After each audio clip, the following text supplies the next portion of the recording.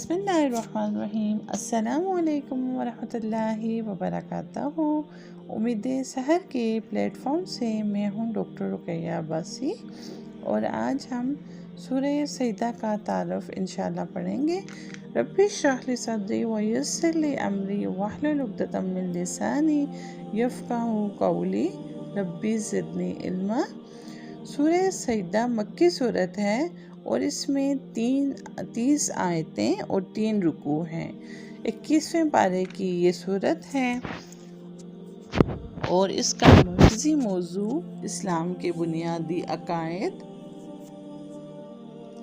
यानी तौहीद और हुज़ूर सल्लल्लाहु अलैहि वसल्लम की रिसालत और आखिरत का इस्बात है।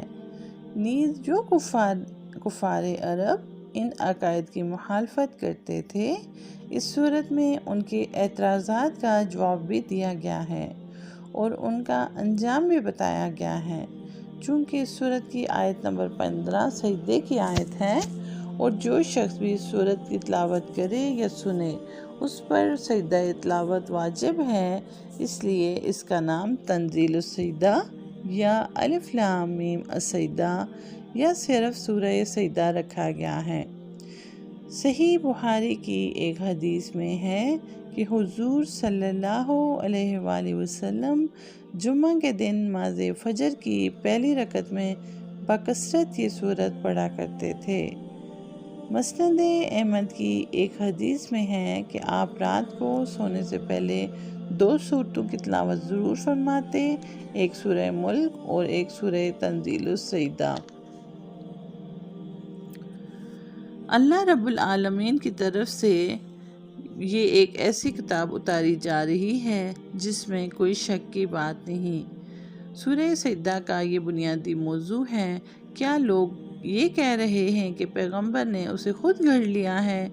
नहीं, ए पैगंबर, ये तो वो हक है जो तुम्हारे परवरदिगार की तरफ से इसलिए आया कि तुम इसके ज़रिए उनको ख़बरदार करो जिनके पास तुमसे पहले कोई ख़बरदार करने वाला नहीं आया, ताकि वो सही रास्ते पर आ जाएं। अल्लाह वो है जिसने आसमानों और ज़मीन को और उनके दरमियान सारी चीज़ों को 6 दिन में पैदा किया। फिर उसने अर्श पर इस्तवा फरमाया और उसके सिवा ना तुम्हारा कोई रखवाला है और ना कोई सिफारशी है। क्या फिर भी तुम किसी नसीहत पर ध्यान नहीं देते? मक्का मुकरमा में जब से बुतपरस्ती शुरू हुई कोई नबी नहीं आया था। इनफरादी तौर पर कुछ ऐसे हजरात हक़ की तालीम व तबलीग करते रहे जो नबी नहीं थे, लेकिन नबी कोई नहीं आया था।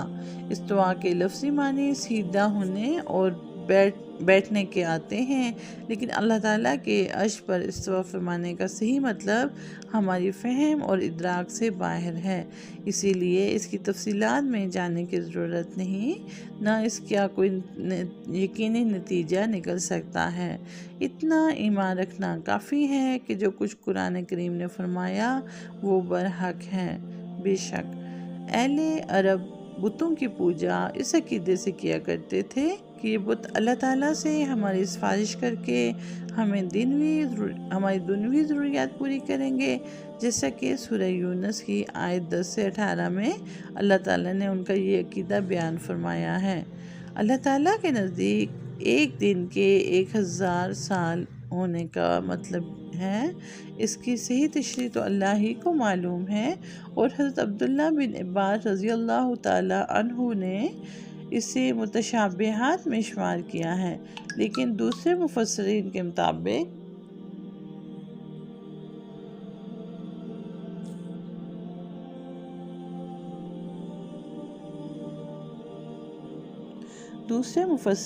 मुताबिक इस आयत की एक तफसीर तो ये है कि उस दिन से मुराद क़यामत का दिन है जो 1000 साल के बराबर होगा, और मतलब ये है कि जितनी मखलूक़ात का इंतज़ाम इस वक्त अल्लाह ताला फरमा रहे हैं वो सब आखिरकार क़यामत के दिन अल्लाह ही की तरफ लौटाए जाएंगे। और दूसरी तफसीर ये है कि अल्लाह ताला जिन उमूर का फ़ैसला फरमाते हैं उनकी तनकीज़ अपने अपने तयशुदा वक्त पर होती है। چنانچہ بعض امور کی تنقید میں انسانوں کی گنتی کے مطابق 1000 سال بھی لگ جاتے ہیں، لیکن اللہ تعالیٰ کے نزدیک یہ 1000 سال جب کہا جاتا ہے تو وہ کوئی بہت بڑی مدت نہیں ہے، بلکہ ایک دن کے برابر ہے۔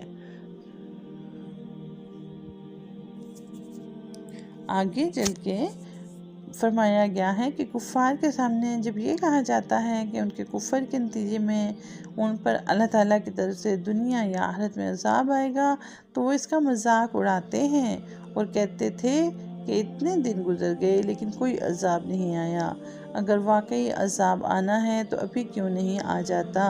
اس کے جواب میں فرمایا گیا ہے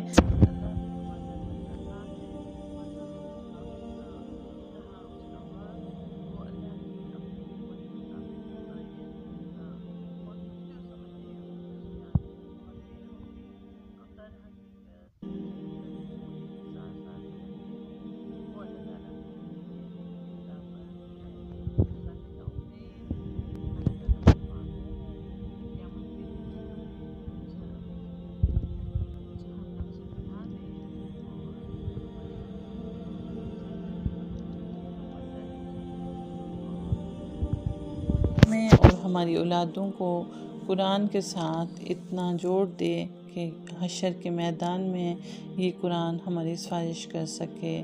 اپنے اور اپنے ارد گرد رہنے والوں کا بہت سارا خیال رکھیں۔ انشاءاللہ بہت جلد ایک اور صورت کے تعارف کے ساتھ آپ کے سامنے پیش ہوں گی۔